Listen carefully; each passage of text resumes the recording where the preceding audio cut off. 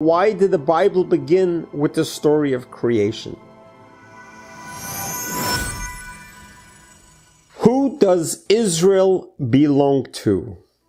In the Jewish calendar, we read the 5 books of Moses every year. How ironic and interesting that this year, when we began reading Genesis, it was on October 7, the same day of this heinous, barbaric massacre occurred. This is the day when we finished reading Deuteronomy and began reading Genesis. What was very interesting and ironic, that in the Torah portion, it begins with creation.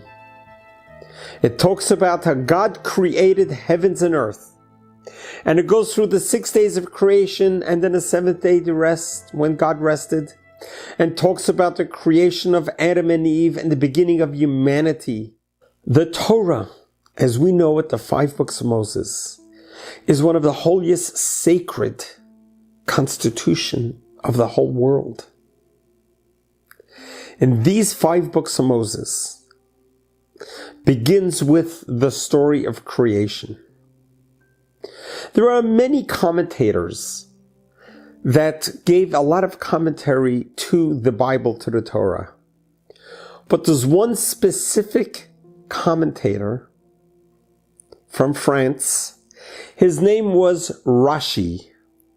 He is the most famous commentator who almost every single Bible that is now printed has his commentary as the main commentator for the Bible.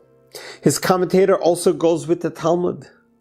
So this great commentator, Rashi, writes as follows in the very first commentary to the Torah, to the very first verse.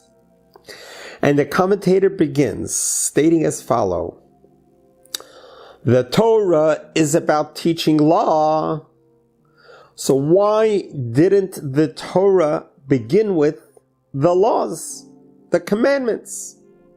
Why did the Bible begin with the story of creation? And he goes on with the following explanation and says, the Torah begins with creation to remind us all that in the beginning, God created the heaven and the earth. God created this world as we know earth.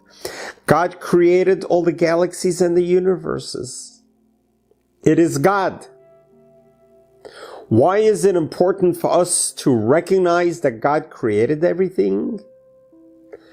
And Rashi continues as follows: there is going to become a time when nations will call you thieves and say that you stole the land from them. You are to answer to them, no, we did not steal anything. We are not occupying anything. But the land of Israel was given to us by God Almighty.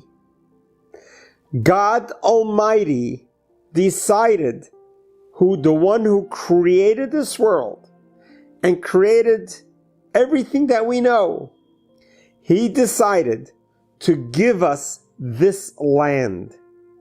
So everyone should know for generations to come that the land of Israel was given to us by God.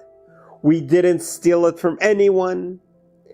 This was a gift from God to us from the beginning of time until today. When I read that commentator this year, once again, boy, did it resonate with me. Boy, did it hit a chord. Gave me the chills, the goosebumps. Say, wow, This is the year 2023, the 21st century. And yet again, here we have a group of terrorists who are claiming that Israel does not belong to us. Just like the commentator Rashi prophesied what's going to happen. And it is our place to remind them and the world that the land of Israel was given to us by God Almighty from the beginning of time till now. This is our homeland.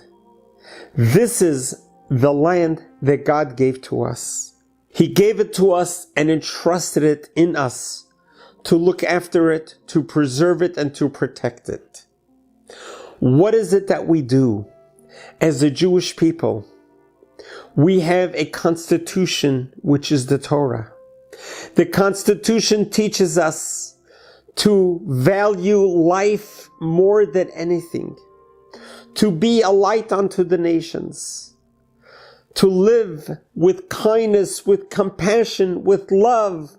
Saving one person is saving a world. All that the Jewish people want to do is live in peace. As we have demonstrated from 1948 to 2023, what has the nation of Israel become?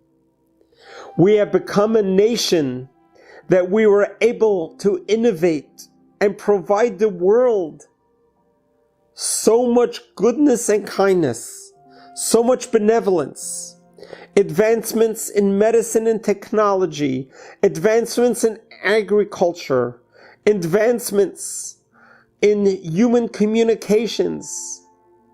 The list is too far large to repeat of all of the accomplishments Israel has gifted the whole world that we are all enjoying till this very moment.